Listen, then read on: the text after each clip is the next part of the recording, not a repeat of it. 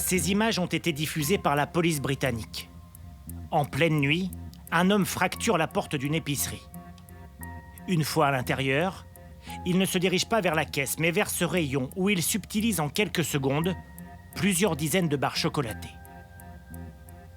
Sur cette autre vidéo, la police interpelle un homme qui vient de dérober plus d'une dizaine de paquets d'œufs en chocolat. Bon sang. Vous avez vraiment volé tout ça?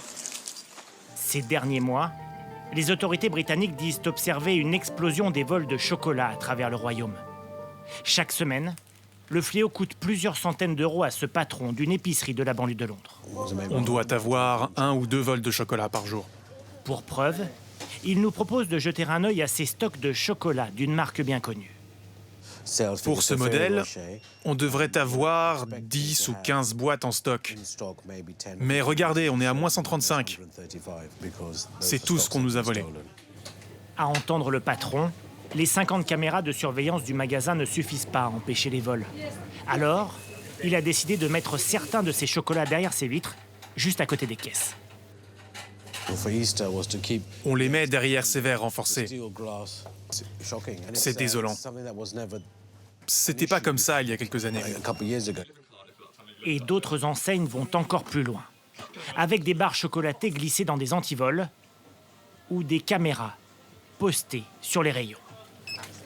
Avec un prix moyen en hausse de 20% l'an dernier, le chocolat est devenu particulièrement prisé des voleurs, et pas seulement au Royaume-Uni. En septembre dernier, la police espagnole découvre près de Barcelone 250 kilos de Ferrero Rocher volés. Et la semaine dernière, en Italie, 12 tonnes de Kit Kat sont dérobées dans un camion. Souvent, les voleurs ne destinent pas leur butin à leur consommation personnelle. Selon la police britannique, une partie des chocolats volés pourrait être écoulée sur les réseaux sociaux.